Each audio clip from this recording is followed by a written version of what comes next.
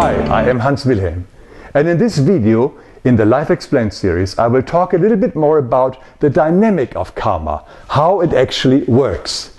Karma is the law that brings back the results of all the thoughts, words and actions to the person performing them. Just like a boomerang, they sooner or later come back to us with the same or similar effect and result.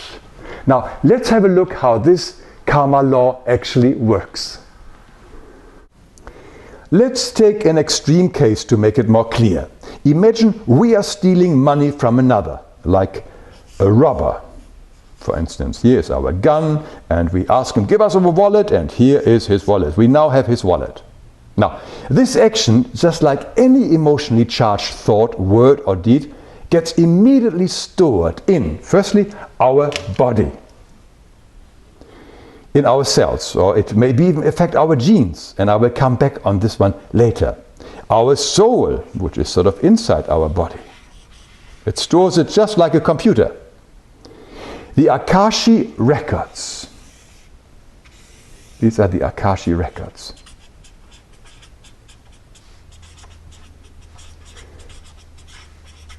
The word Akashi or Akasha comes from Sanskrit. It means sky, space or ether. It's just like a corona around our planet that stores all thoughts, emotions and actions of mankind.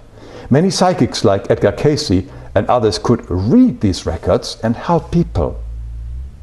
And most of all, our action is also stored in the spiritual and semi-spiritual and material planets of similar vibration.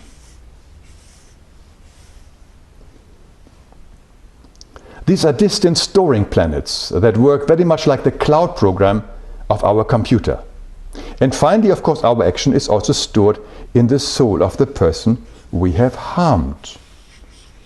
So here we have it in our body, in our soul, in the Akashic records, in the planets, and in the person we have harmed. As I said, it is the law of sowing and reaping. It's like a scale here. Now, we have sowing here, and this is the first half of our action, and we have just done this. We have done the sowing.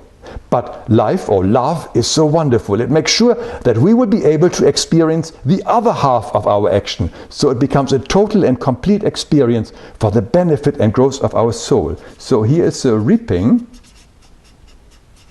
of the scale.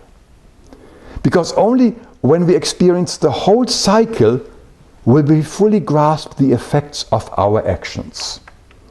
Now imagine some time has passed and here we are again. A little full and richer because we have stolen this guy's money, and here we are. Now the moment the distant depository planets are full or have reached a certain position, a constellation, the information that we have uploaded will now be downloaded back to us as karma.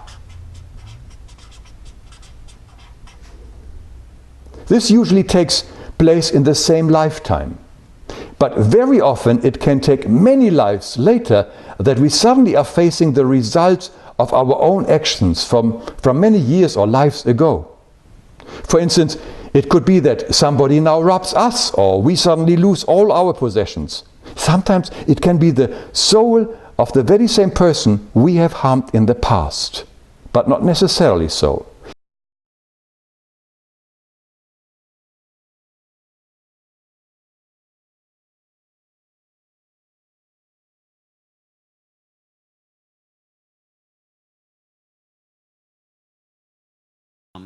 I suppose one of the most dramatic ones like this I've ever heard came from a wonderful woman named Vi Horton in Augusta, Georgia, who in May of 1971 had just an astonishing near-death experience. She was under an apparent cardiac arrest for 40 minutes and had just amazing things happened to her. But even though she had no grounding whatsoever in ideas about reincarnation, in her life review, she had an aspect of her life review convinced her that there was reincarnation. And again, I should preface this by saying, as people with these experiences often do, they say it's very difficult to put it into words because there are no words really to express these things. Nonetheless, she was a very articulate person, and this is how she explained it. She said as she looked at this entire panorama of her life, she said from certain incidents in this present life that she was in, that there were what she called filaments. She said it's like little filaments of light would go back and connect with events that she could see that apparently had taken place in earlier lives. And the one example that she related that I think is most typical of them and was really quite startling. By the way, I knew Vi's family very well. I met her in connection with her near-death experience, and I got to know everybody in her family except for her mother, who had already died. But I met her 2 older sisters and her father and her daughter and her husband. I knew them all well, so I had not only her story, but also the accounts of the relatives of her who could attest to the amazing transformation of character that she underwent when she had her near-death experience. But Vi was the youngest of the 3 children and had 2 older sisters. And she told me, and her sisters and father also told me, that when Vi was 3 years old, she ran out in front of across the street in front of her house, and a car was coming along, and this was in the era before seat belts. And so the person driving the car had to slam on brakes, and what happened was that a 3-year-old child in the front seat of this car was thrown against the dashboard and killed. And that's what happened in this life. When Vi saw that reviewed in her life review, she said there was this little filament going to an event that took place in a culture she did not recognize. She did not know where this was. But in this event, what had happened was that Vi was riding on the front seat of a carriage being drawn down the street. And a child that she recognized as the child that had been killed in the automobile accident ran out across the street. And the driver of the carriage pulling back, then in this version, Vi was thrown from the carriage and killed, which is, highly unusual. I mean, that seems to me a detail that wouldn't necessarily need to be balanced, but in this case it was.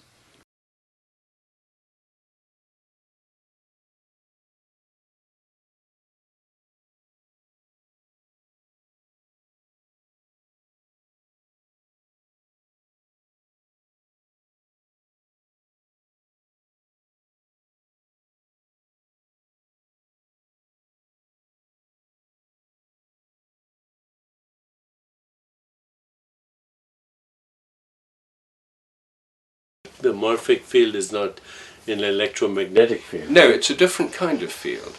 You see, we've already got several kinds of field in nature. They're all different. Gravitational fields, which hold us down now. We're not floating around because of this invisible field. Correct. Electromagnetic fields, light, radio waves, and so forth. In quantum theory, a whole series of fields, electron fields, proton fields, neutron fields, each kind of particle has its own kind of field. There's dozens of fields.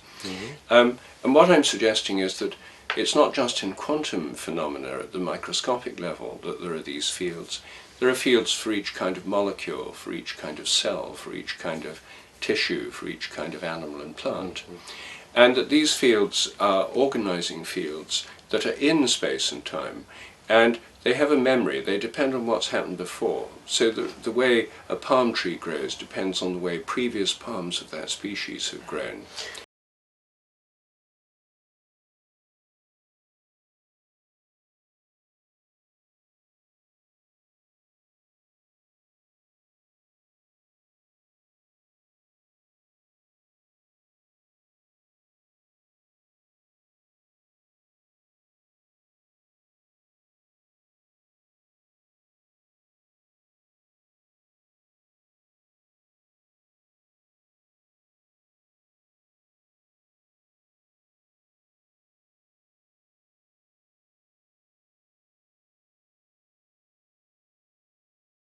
Important is that we are now experiencing the effects, the other half of our action.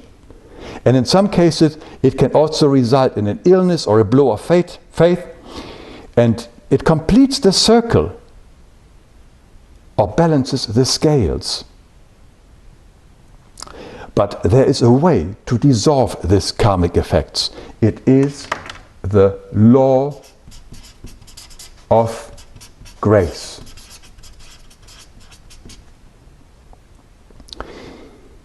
Also meaning the path of forgiveness. The law of grace requires us to open our heart and truly repent, meaning feeling into the person we have hurt and imagining the hurt and loss the other person has felt as deeply and as strongly as we can. We want to make sure that the strong feelings of remorse are stored in our soul and body, so that if we are ever tempted to do a similar crime in the future, we will remember the pain that we have inflicted and hopefully not commit it again. Forgiveness also means that we have to go to the person and ask for forgiveness and offer to make amends. Only when the other person has truly and fully forgiven us and accepted our offer of amends, will it be possible that the karma is dissolved. This is the law of grace. But this only works if we also change our behavior and no longer commit such crimes.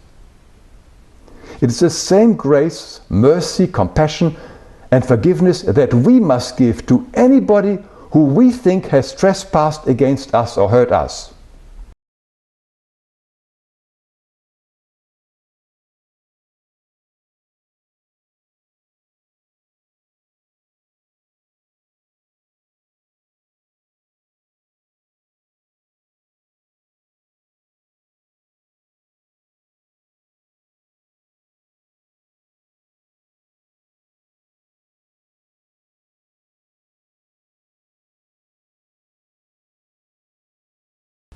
Now, if the other person or soul has not forgiven us, we are bound to that person like with a big iron chain for as long as it takes him to forgive us. It can take hundreds of years, and therefore forgiveness and to forgive is so important. You may want to check out my videos on forgiveness. Now, remember what I said earlier, that our actions are also stored in our bodies, in our genes to be precise. Why? Because our offspring will now carry this information also in their genes. It most likely will not affect them, but it will become important when we are ready to incarnate again and need a physical body that vibrates closest to our soul vibration. And voila, here is the little baby, the physical body of a baby that has the same genes that we ourselves have sown long time ago. Amazing how the cycle closes again. I'm always at awe about the perfection of the spiritual laws and how they all are here to serve us. By the way, some of this information that I have shared here with you comes from the amazing teachings of Gabriele von Würzburg, who has deepened my understanding on the subject with her incredible insights. And if you want to know more about her work, you can go to this website. Her work has been translated into many languages. Now, the interesting thing is that none of us has to create or endure negative karma ever. We are always given the choices between insight or pain. Insight is when we listen to our inner guidance or simply follow the basic suggestions of the Ten Commandments and the golden rule that says don't do unto others that you don't want them to do unto you. But if we use our free will in opposition to the Ten Commandments and the golden rule, we will learn through the consequences via pain. Mankind is a slow and reluctant learner, and therefore many of us prefer to learn the hard way through pain. Although for thousands of years we are told not to kill, not to steal, not to harm anybody, we still do it and we think we can get away with it. We can't. We never could. But that again is not bad in itself. Everything is always for the best. The fact that we are now have to endure the pain we have inflicted on others will help us to understand their predicament better. It makes us more compassionate, more humane. So in the end, in this friendly universe, everything always turns out for the best for us. This includes the law of karma. I hope this was helpful, and I'll see you again soon.